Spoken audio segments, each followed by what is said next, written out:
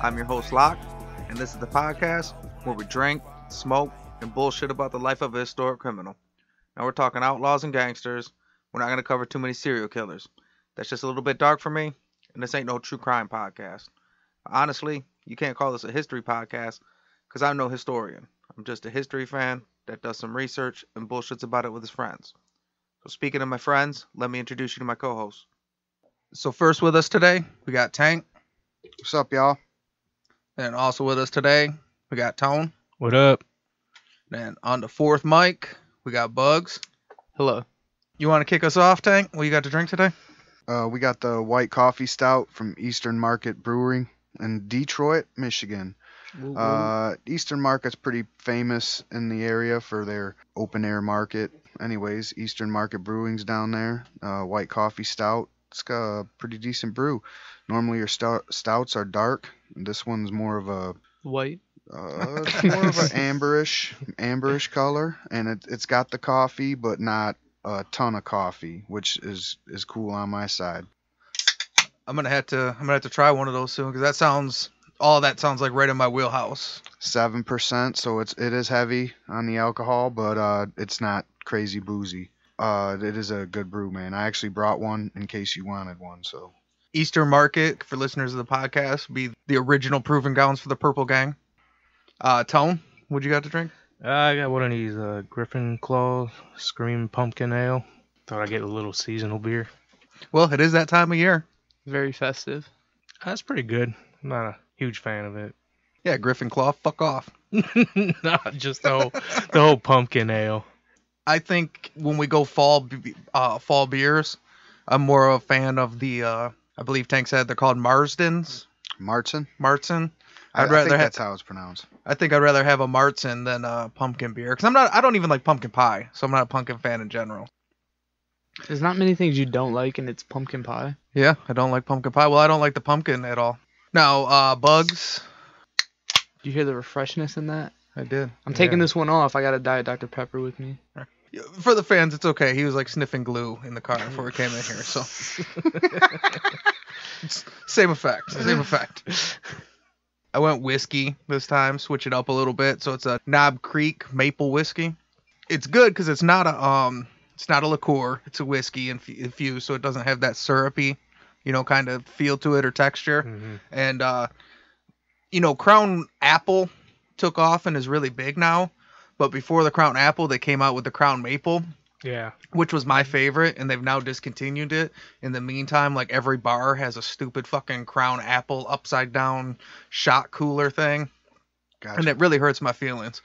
But Knob Creek's got this maple syrup whiskey that's actually probably better. And it's actually a bourbon. And I prefer bourbon to Canadian whiskey anyway. So Okay. All right. So fuck Griffin Claw, fuck Crown Royal. Look, what are you gonna say? Well, like, oh no, they won't sponsor us. Nobody sponsors us anyways, so fuck them. Before we get started, I want to make sure we take the time to thank Sixfo Swaino for letting us use his music in the intro. Gotta thank Cancer for letting us use his song in the mid-roll. You can follow them on Instagram. It's Sixfo Swaino, F-O-E, and Cancer is Cancer the God. The E is a 3. If you're having a hard time finding any of the links, you can go to badguypodcast.com and you can click them through there. And then you can follow us on Instagram and TikTok at Bad Guy Podcast. So we'll go ahead and get started. And the bad guy we're covering today is George C. Parker. This ain't negotiation time. This is Scarface, final scene, fucking bazookas under each arm. Say hello to my little friend. I love that you guys are all Pavlov's dog. I got you trained now. I say the name and everybody's head tilts to the screen. Give us this graphic. Well, the only reason I noticed is because it was so in sync. So, I was like, sitting there, I was like, what are we looking at? What are we waiting on here? Waiting for that white screen. Yeah. Better fucking have a nickname, too. Yeah, no AK? No AKs. I have a couple that we'll touch on later, but it's nothing cool. It's actually just other versions of a name. All right. I used to put them in there. I don't know. I've just been a real lazy fucker when it comes to these nicknames. I don't even think it's lazy. I think I just became like more picky. I used to throw them all in there, and now I'm like, I ain't no fucking nickname. I'll say it in the podcast, but that's not going on the title card. All right. That's fair. So George C. Parker was born in New York on March 16th, 1860. He was one of 8 siblings to Irish Catholic parents, which, for the record, in the 1860s, Irish Catholic parents, they all came with about 8 kids. He was a smart kid, and he graduated from high school. That might not sound like a big deal, but at that time, only 3% of the population graduated high school. And at the teenage age group, from 14 to 18, only 50% of people attended school at all. That'll play an important role later in the episode. He began hanging out at the docks and running cons on immigrants and foreign visitors, and eventually became a master at forging documents, which is kind of like the go into prison of these con men. They all start either becoming card mechanics or forging documents. It's like the basic go-to. In May of 1883, after $15.5 million and 27 deaths, the Brooklyn Bridge was opened. With that 27 deaths, like building it? Yeah, 27 people died building the Brooklyn Bridge. Wow. That's amazing that, and I mean, I know it's grim of me to say this, but that's amazing that only that amount. Because anyways, like back in that time, to bury those piers, those 2 big piers that you see there. Yeah. When they made those piers, they would sink a vessel down to the bottom of the river, and they would fill it with compressed air. Because I guess at that point in time, they were ignorant to the fact that that wasn't enough to sustain, because something happens to the oxygen when you compress it. Well, I would have been ignorant to that fact as well, yeah. Yeah, so anyways, from what I remember in history class, they were accidentally, or, you know, either they knew it and they didn't give a shit, or they were accidentally killing people in that manner. And I don't know if they completed the whole bridge before they figured that out, or if they figured it out in the middle of it. I forgot that part, but I thought that the number was higher, but even that's too many. But you know what I'm saying? It's amazing that more didn't, considering the rudimentary ways that they were constructing it at that time, you know? 2 things.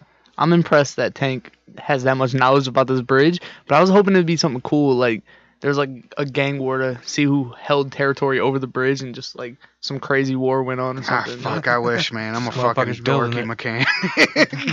No, actual construction. Let me tell you about the bends. You want me to tell you about? I don't know. I think it might have been a form of the bends or something, but something happened. Like their blood levels were not right, and they were dying from that. Wow. Yeah, so I actually learned a little bit about it. So it said is even when the people weren't dying anymore, guys were getting the bends left and right because they didn't know how to deal with it, and they didn't have the hyperbaric chambers. So even if you didn't die, every time you went down there to work on the bridge, when you came up, you got the bends. Yeah. Like, it was a real devastating thing. For the record, the Brooklyn Bridge sucks to this fucking day, man. Yeah. I've been to Brooklyn. I love Brooklyn. I've been to Spumani Gardens. The Dumbo scenery is great. But fuck the Brooklyn Bridge. I don't know if you guys ever been on it, but it's... I did the New York thing when we went out there. We didn't cross the whole bridge because we didn't go to that particular side. We stayed on the side of the bridge that we were on. Was in like the Central Park areas where we were staying. So we stayed on that side of the Brooklyn Bridge, but we at least walked part of it. But yeah, I guess maybe I was just nostalgia struck or something. But I mean, I do remember it not being anything special. Like, if you didn't pay attention, you get your ass kicked on it. I don't know. Like, that's the vibe I got from it. Like, you could get your fucking wallet stolen for, like, it just seemed like so many people coming and going. Hectic. Yeah.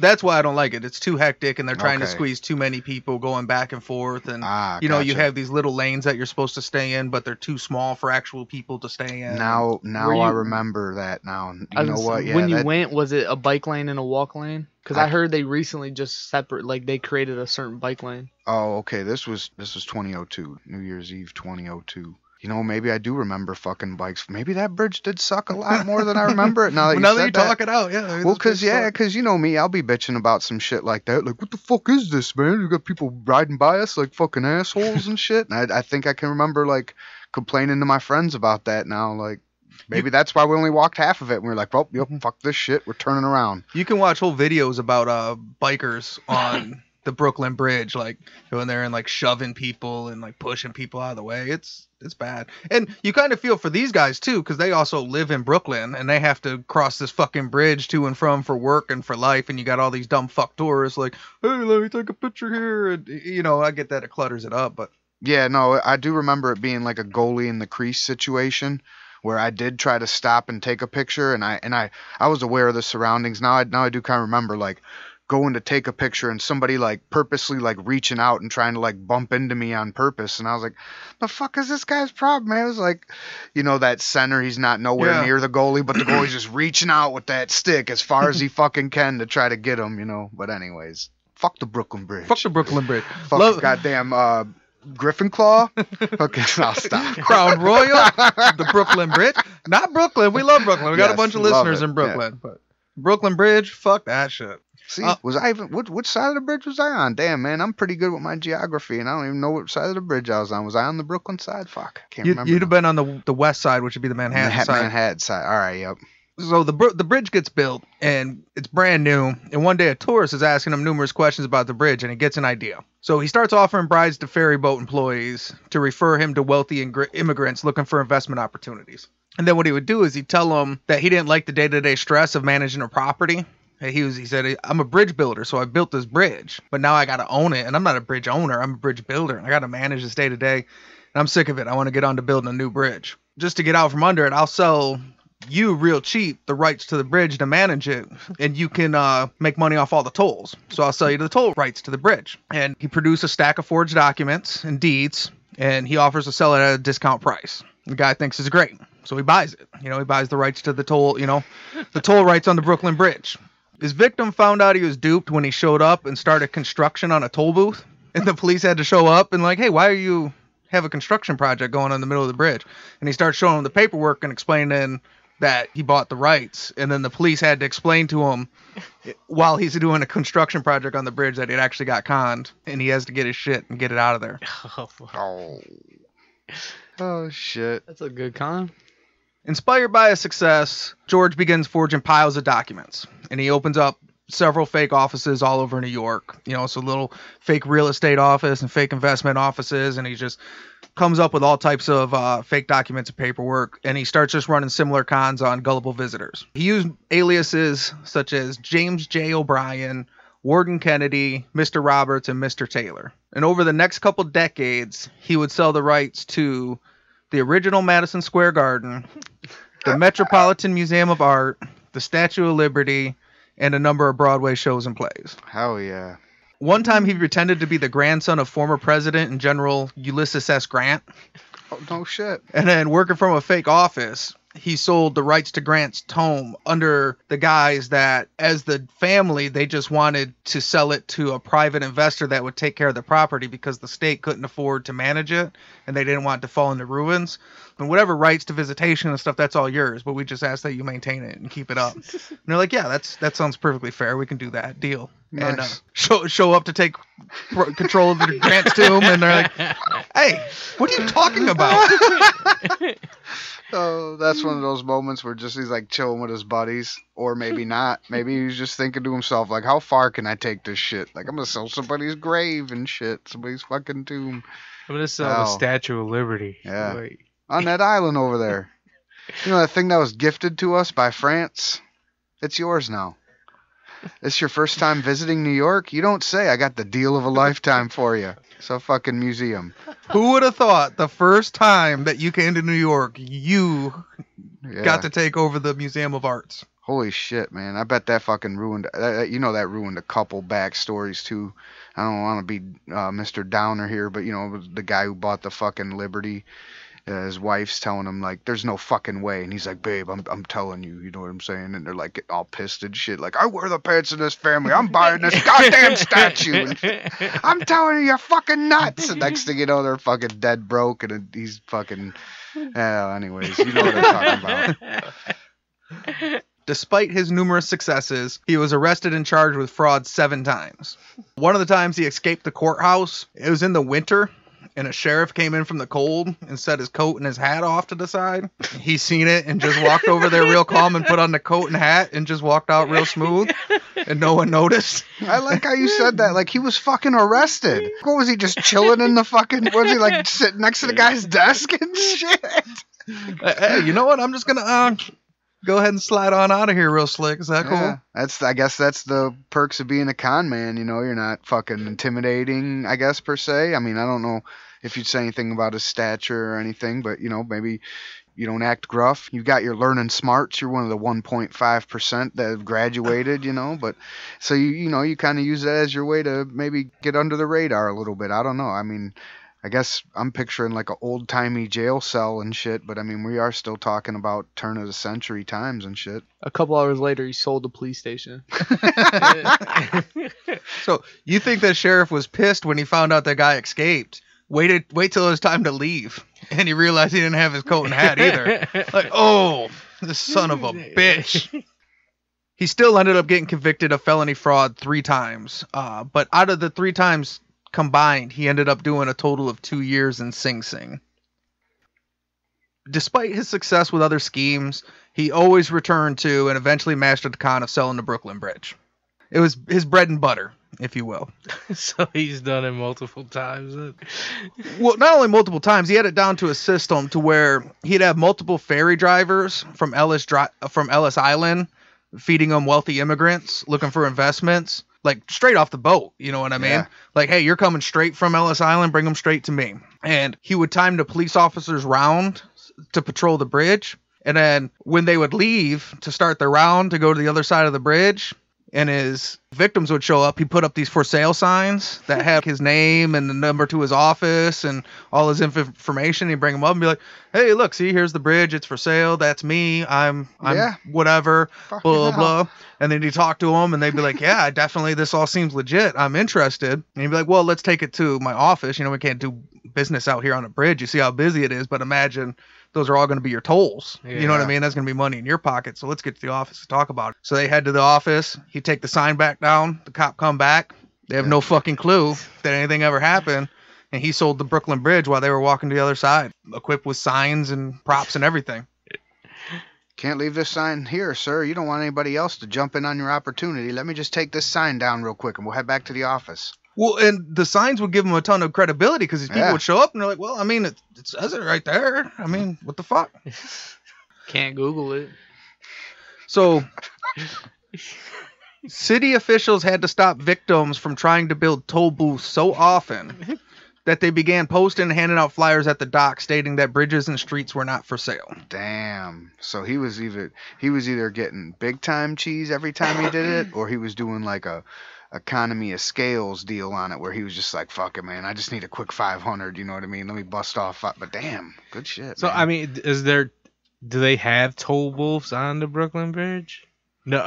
So there was like none. Yeah. This motherfucker's like, yeah, you can just put toll booths like every mile, well, there's no toll booths because I don't have time for that. I'm a bridge builder. Right. Okay, I'm an artiste. I am not I'm not a manager. Don't be stupid. Like, I can't do this. These I need motherfuckers come and build a toll booth and shit and find out they ain't fucking all this shit. Oh man, like multiple fucking people, different sides of the bridge. So it happens so often that there shouldn't be a sign for this. Like, why is what if like 2 people go to build a booth and they're like, no, this is my booth. Like no one could own a fucking street and no one owns no bridge. Hey, dummy. No, don't buy that street. If your name's not Brooklyn, you don't own this bridge, motherfucker. Let me see. Oh, here's Ellis Island. Right by the Statue of Liberty too. So Right. like, hey, well, did you see that coming in? It's Right. big- I want to know how much you sold that motherfucker for. Like, oh yeah, it was a discounted price right now. We haven't gave her a new, fucking cleaned her up in a while. Quick story. This is not related to the podcast, but when my favorite kind. Completely unrelated story. well, it's about Ellis Island. Okay. I was talking to one of my friends because she's seen a picture on my social media about New York and stuff, and we were talking about New York. She's been twice. I've been twice. And her family really likes to do touristy things. So she's with her grandpa, and the grandpa's taking charge. We're doing this at this time. And he goes to Ellis Island, and he walks up to the desk and goes, where's that book that's in Hitch? And they go, that's just for the movie, sir. So, like, he thought that book, like, with the immigrants, that sign was actually there. And, like, I wonder how many times I get asked that. Like, no, dummy. This isn't here. Probably more than you would think, because there's no way that he's the first person to think that that's a thing you could see. You figure they would have put up a sign like they did for the people on the bridge building toll booths, like, we do not have the hitch book here. No, your grandpa's not in here. Please keep going. So George sold the Brooklyn Bridge so many times he lost count. Legend has it he sold it approximately twice a week for decades. Yeah. Damn. Decades, man. Yeah. The reason he was able to sell it so often is because he would sell it for whatever you had. So he'd sell the rights to it from anywhere from 500 to 50,000, just depending on what he could get out of you. So if you didn't have barely shit, you have $500, he would sell you the Brooklyn Bridge for exactly that much. Poor sucker. Think you just bought the Brooklyn Bridge for $500. That's a day job, right? Yeah. That's like a Yeah. 20 and out. Like I've been selling this bridge for decades here. You know, I get up and put my shoes on every day. Right, Come so, sell this like, mother- what's he doing with his money? Like, why does he need to do it for decades and shit? Like, I don't know. until Maybe you just get liked caught. it. So you just get caught. That's just how greedy motherfuckers get caught. Well, look, you get caught because you're greedy, but if you're not greedy, you never come up with a plan to sell the Brooklyn Bridge. You just walk around like us, right? Bitching about how crowded it is. And we all know, right? Like any long con, we've touched on in a couple past episodes, but you know, any long con, you got to start buying off the regulars at some point in time. Like there's somebody he had to pay off, some kind of workers or somebody caught him or something. Something had to have happened at one point in time, in my opinion. You know. You gotta figure it's like an addiction at that point. Come back home, you know, you're sitting around hanging with your boys, like, got another one. What do you guys want to do today? You guys want to sell the Brooklyn Bridge again? See, I guess I'm different because I'm in sales, so I look at it like that was his quota. Like, fuck, I barely even sold it twice this week, man. Yeah. Shit, you know, it's a rough week. I needed to make $12.50 off of each of those sales at least. I only got 7. So it all came to an end December 17th, 1928, when he was convicted of fraud for the 4th time and sentenced to life in Sing Sing prison as a habitual offender. 68, huh? Dude, just like you said, this man did a fucking Ford UAW career out of selling the goddamn Brooklyn Bridge. Holy fuck. George was popular with both prisoners and guards. I want to have dinner with this guy, like right now. Well, that's what he would do. So he'd hang out with they would hang out with him, and he would talk about selling grants to him. So, you know, he'd just tell his stories, and they all thought he was a cool guy, and he did real easy time. Basically just based off the fact that he was likable. The same thing that makes you easy To sell the Brooklyn Bridge. right is the same thing that makes you do easy time. They're just kind of going with the flow. They're like, fuck, I like this guy. Yeah, you're right, and you said it earlier.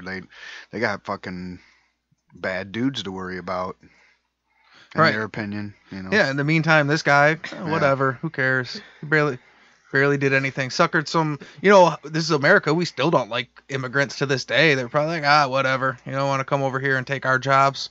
Ha ha, Frenchie. That's what you get. Oui, motherfucker. In 1936, after 8 years in prison, he died of natural causes at 76 years old. Wow. George C. Parker is the inspiration behind the phrase, and if you believe that, I have a bridge to sell you. Okay. Now, he's not the only guy to ever sell the Brooklyn Bridge, though. It's happened a couple times. One of the other more popular guys is a guy named William Mccloudy, who went by the AKA IOU O'Brien. Well, because I was sitting there thinking, like, yeah, he needs an AKA because Mccloudy. Like, I'm not buying anything from him, but it's IOU McBrien. O'Brien. O'Brien. Who would get into a deal? Who gets involved in a scheme with IOU O'Brien? Yeah. So how'd you get that name? I never pay you back. I don't never.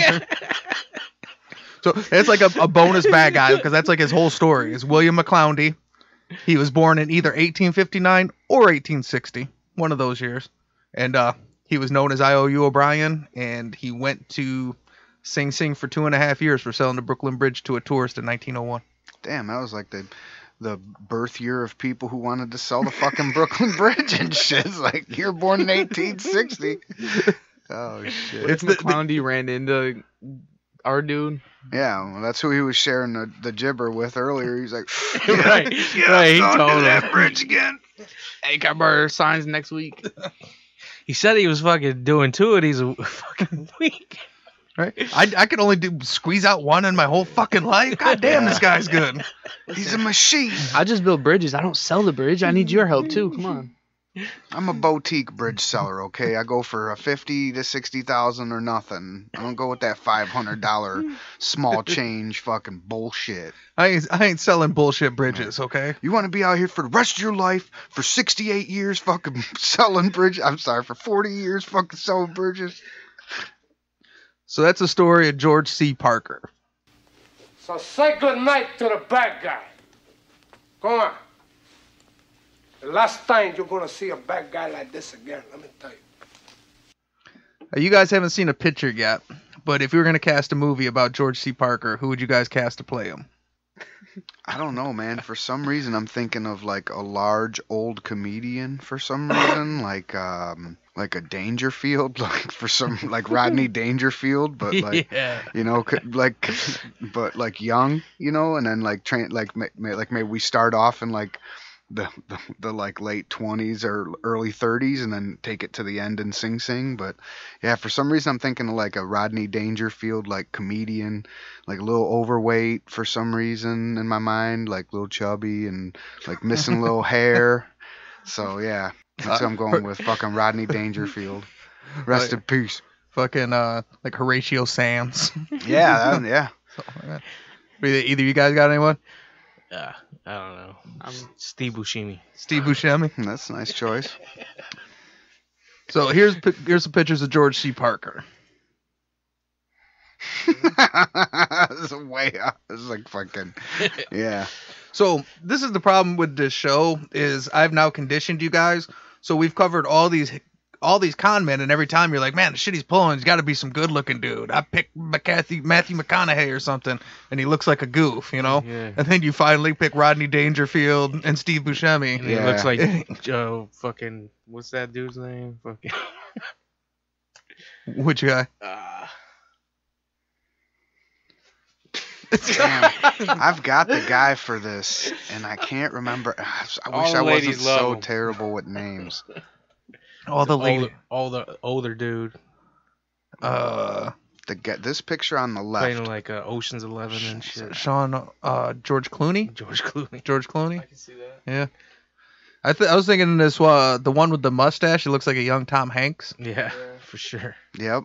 You're not on your mic at all. Yeah. Thanks, man. And this one where he's older has kind of got like a little bit of a Gomez Adams vibe, though. Fuck, I can't remember the show, man, but the picture you got on the left with the mustache and the fucking cab driver hat and shit, there's an actor, and he played a bit on I want to say it was a series. Maybe it was like one of those series where they only do like 5 or 6 episodes. But it's like spitting image of that guy, and I can't remember his damn name, so I don't know why I brought it up. But anyways, it's good pod. Yeah. I feel like if like Bill Hader had a mustache. Bill Hader's doing some kind of criminal shit. He's got that Barry where he's like a hitman or something. Oh, okay. I could definitely see Bill Hader. I'd buy a bridge from him. I'm just a Bill Hader fan in general. So, all right. So now we gotta do the Defcon scale. So standard Defcon scale is 5 to 1, 5 being the lowest, 1 being the highest. On the Bad Guy podcast, there's no good guys. So 5 would be Lee Murray, who's your drug dealing, bank robbing, kidnapper. And at 1, you got the Purple Gang, who's got multiple gang wars, multiple massacres, and they're killing people on the street.